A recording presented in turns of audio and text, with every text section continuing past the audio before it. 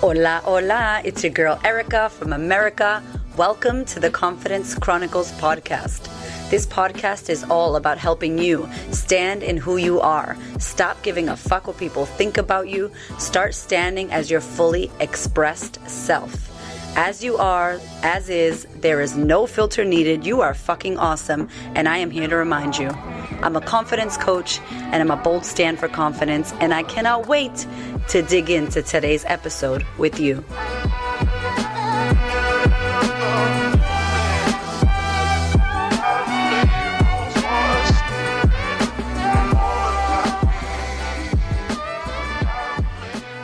Hello, my love. Oh my goodness. Welcome to the podcast. I'm so happy that you're here. I am a little bit nasally because if you listen to my last podcast, it's been a little bit of a ride. Okay. The last 3 weeks has been insane. And I want to say thank you so much for number one, being here. Number two, listening to this podcast. Number three, for reaching out. So many of you, amazing, amazing listeners, sent me a message on Instagram, sent me an email, sent me a DM. Like, I can't thank you enough for your care, for your love, for your support, for being here, for sharing the podcast with the women in your lives who you know need to hear it, or the men in your lives. I'm just so grateful. So I just want to start this episode by saying thank you. I love you. I appreciate you. I do not take you for granted. Honestly, that was a big episode that I shared last week around how my world is crumbling and amazing shit is happening all at once. If you haven't listened, I will link it in the show notes so you can listen to it. It's called My Best Worst Week Ever. So thank you. I want to start with that. I also want to share that we are about to open the doors for the Sisterhood, my year-long coaching program for women who want to create the life they desire, heal their past, stand up, speak up, show up, create confidence, and work with me for 12 months. So that program is about to open. So please, if you're not already on my email list or on the wait list, which I will also link in the show notes, you'll be the first to know when the doors open for the Sisterhood. Oh my God, what a game changer of a program. I can't even tell you. It's next level. So let's get into this episode, shall we? Why vulnerability feels hard. Gosh, let me talk about vulnerability for a second.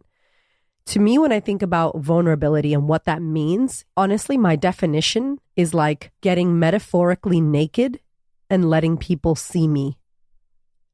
Letting yourself be seen as you are. There is no filter needed. You are fucking awesome. And I am here to remind you that shit's in my intro, okay?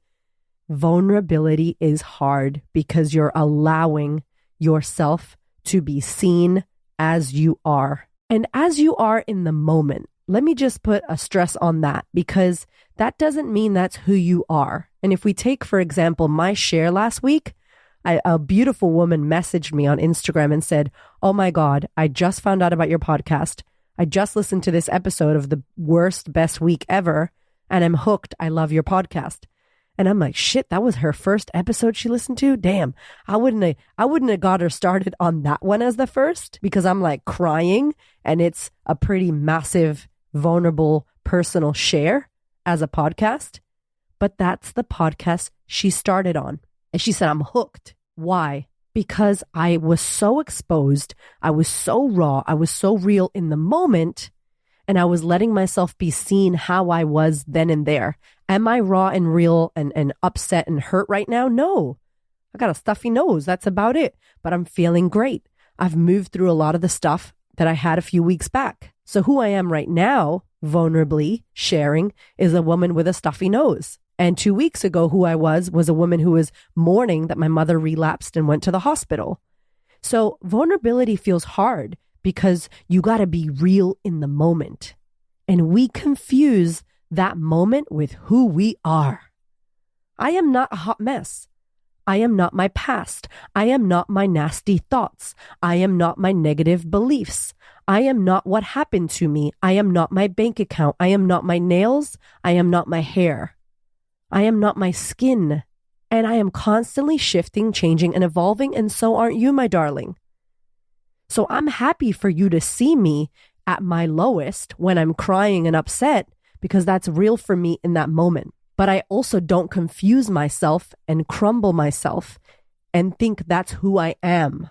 And that's the difference. I am not that moment. You are not that moment of vulnerability. You are not that moment of weakness. Some people feel like vulnerability is weak. You are not a hot mess. Can you allow yourself to be seen in your different moments? It's a moment.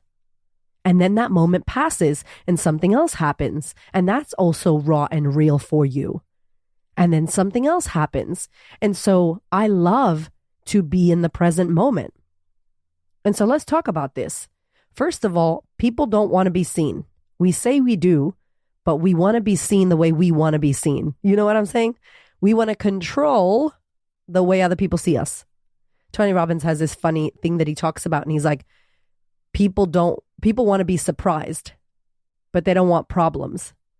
So it's like, yeah, I love surprises, except for when they're not in my favor, which are AKA problems. It's like, well, you don't get to choose the surprise. Surprise, your mom relapsed, or surprise, I bought you flowers. You don't get to choose. And when it's a problem, you don't like that because you can't control that. And so when we don't control the way people see us, we're not happy because we care so much about what other people think about us. It is just the way that we have been conditioned. It is one of the number one problems that stop our confidence. If you ask me what stops women from creating confidence, the number one is that we give too many shits about what other people think about us. It's like the confidence block. It's the cock blocker of confidence, is caring too much what other people think of you. So if I'm going to expose myself in a weak moment, in a soft moment, in a vulnerable moment, and you're going to think something about me, no. Guard goes up. Vulnerability doesn't happen. I don't get to share my true self and what I feel because I don't feel safe. And that's huge. Feeling safe is massive. And for many of us who grew up with parents who neglected us, physically abused us, verbally abused us, made us in any way, shape, or form feel like we were not worthy, whether they did it consciously or subconsciously. That's the message. If we got that message as kids, safety is going to be big for you. And that was a big one for me as well. Trusting, safety. I didn't trust anybody. I still struggled with that shit. Like really genuinely trusting and putting all my trust into someone. So vulnerability feels hard because we don't want other people to judge us. Because we are judging ourselves for the moment that we're having. No. I'm going to share after. So many people, have great news, but they don't want to share it. My husband used to be like this. Like, I don't want to talk about the house we just bought yet. Hold on. Let's just wait until all the contracts are signed. I'm like, babe, we bought the fucking house. It's our house. Yeah, but I don't want to share that yet, just in case. Just in case what? Like, just in case something bad happens and then we look stupid? We're not going to look stupid. That's a good thing. Who cares? But I have to be sure. I have to be sure that that's exactly what's going to happen. I have to control the situation a little bit so that we don't look silly or we don't look stupid or someone doesn't say something to us or we don't disappoint someone. And that's hard to control a situation that is unknown. The second one is being seen as not having our shit together. So guess what, my love? You're not always going to have your shit together. I don't. I always share when I don't have it together, just so you know how normal that shit is. We're not going to have our shit together. And the next point, people are going to judge you. Welcome to being a human on planet Earth. They're going to definitely judge you. The people you love the most, your family, all of it's going to happen. They're going to be wrong about you. Can you let them be wrong about you? Can you step into your vulnerability anyways? And what do you need to do in order to do that? What do you need in order to be vulnerable with your husband, with your wife, with your child, with your best friend, with yourself? Let's talk about that. What do you need to be vulnerable with yourself? How can you feel safe with yourself? I'll tell you how you don't do it. By tearing yourself down, by the inner critic taking over and ripping you to shreds. You are not going to trust yourself if you're not kind to yourself. Just straight up. That's going to be really hard for yourself, your highest self, your soul, your inner self, whatever you want to call it, to trust yourself when you tear yourself apart, when you look in the mirror and you're not being kind, when you call yourself stupid, when you talk down about yourself to others. You can hear that, by the way. What is her? Lisa Hayes, be careful what you say about yourself because you are listening. When you say shit, bad things about yourself, like, oh, I'm just dumb. Oh, I'm so stupid. I always do that dumb stuff. I don't know why I'm so stupid. I'm such an idiot. I hear so many women say that like it's not a horrible thing they're saying out of their mouth. It just comes out like easily. So how can you learn how to trust yourself? How can you repair that relationship with you? Pop this question down. What do I need to do in order to build trust with myself? How do I need to treat myself in order to build that trust back with me? What do I need to do, stop doing, keep doing, improve with me? Maybe you need time. Maybe you need space with yourself. Maybe you need a non-judgmental discussion on paper, a journaling session. Maybe you need to look in the mirror and see yourself. And not from the physical fucking skin bag, by the way, but see who you are. The miracle that you are. The miracle that your fucking body is, without the label of tan, pale, cellulite, overweight, underweight, skinny, flat stomach, blah, blah, blah. That is not your body, by the way. That's not who you are. Again, more conditioning.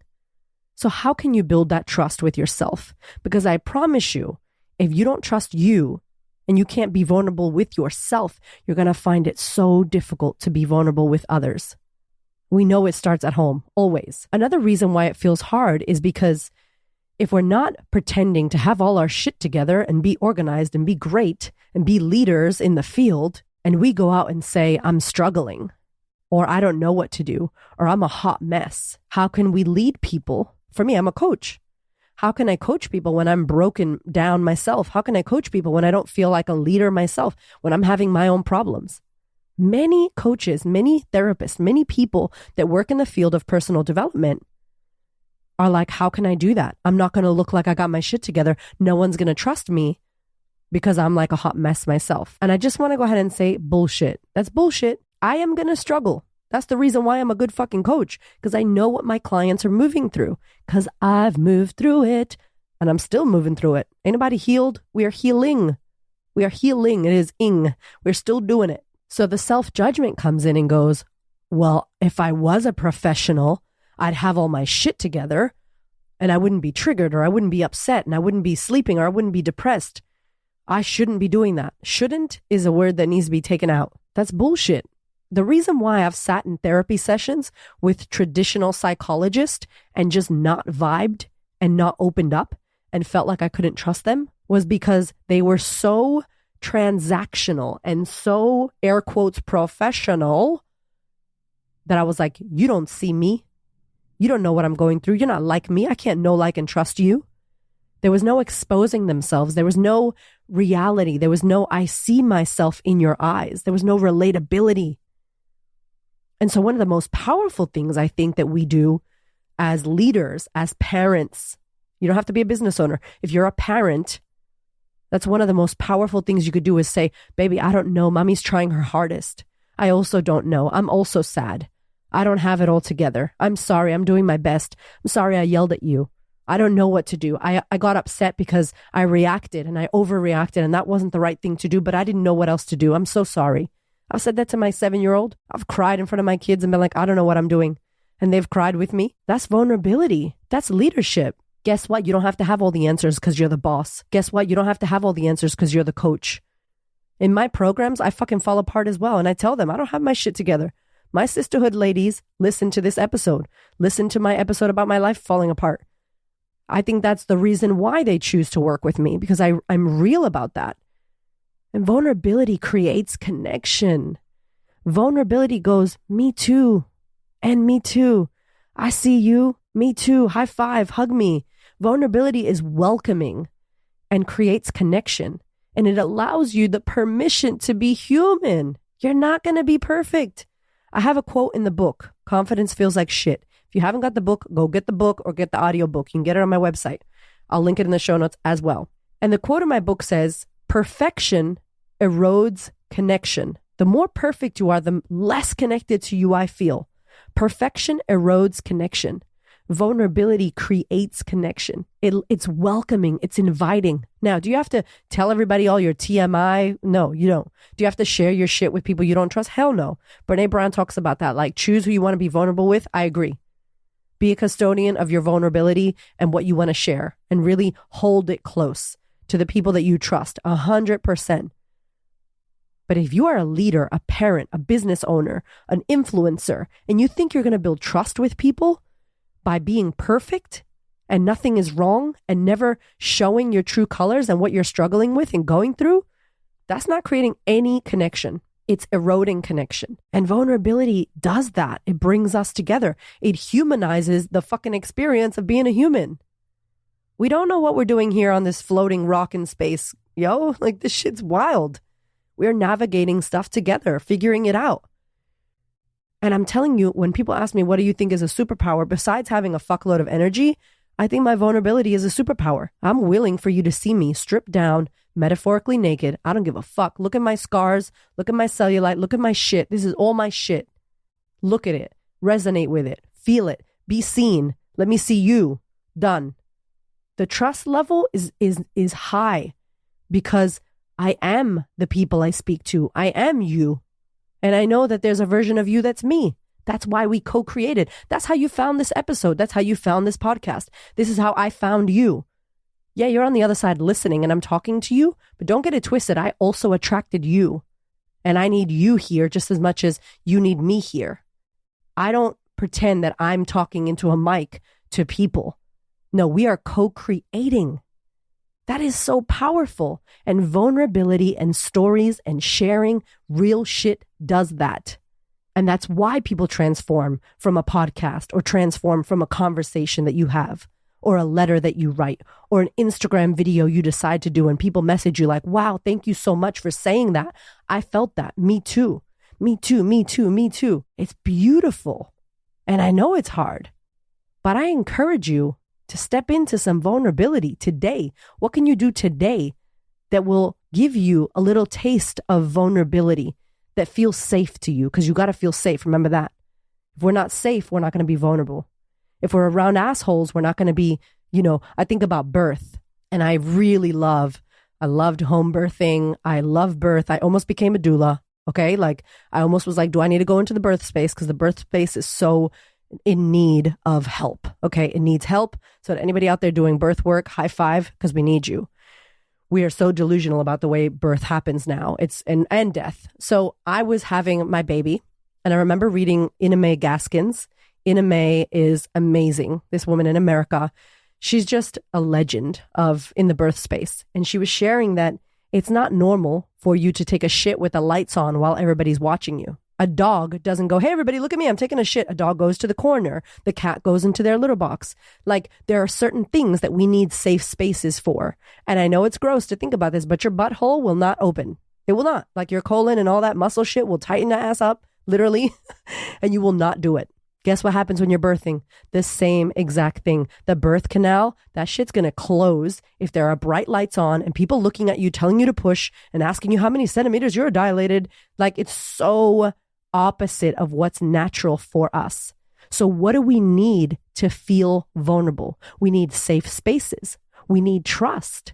We need to know that who we're speaking to is going to be supportive and not judge us or cut us down or share our stuff. And we need to own our stuff because if tomorrow somebody talks shit about my stories, I wouldn't give a fuck because I already talked about them and talked shit about them myself. So vulnerability also requires this like level of self-confidence. And that's why it's hard. If you care what people think about you, if you don't trust other people, if you're surrounded by people that are fake and not opening up and being vulnerable to you, and if you don't have the self-confidence to own who you are in that moment, not who you are, just in that moment, which again requires no judgment of self, it's going to feel difficult. And I want to challenge you, out of all the things we spoke about just now, what is the one that sticks out to you the most? Is it confidence? Is it trust? Is it you owning who you are? Is it caring what other people think? What is the thing that's cock blocking your vulnerability right now? I want you to think about that. I want you to marinate on that till I see you next week for the next episode. And I want you to let me know if you've enjoyed this episode, if you got something from this. Hit me up, hit me in the DMs, hit me on Instagram. Y'all know what to do. I am here and I want to know how this is challenging you to step into some vulnerability. Because yes, it's hard until it's not, until you own all the parts of you and you start to see other people own all the parts of them and you realize that we are more alike than we are different. And that, my friend, is gold. I love you. Have a beautiful week. Thank you so much for listening. I so appreciate your ears, your time, your energy, and your attention. Please do me a favor and head over to Apple iTunes, subscribe so that you don't miss an episode, share this episode with a sister who you know needs to hear it, and if you feel called to, leave me a review. I'd love to know what you think about the podcast. I'd love to know how this information is helping you change your world. Thank you so much for being here. I know that there are many podcasts you could listen to, and I really appreciate you listening to mine. Have a gorgeous week, honey.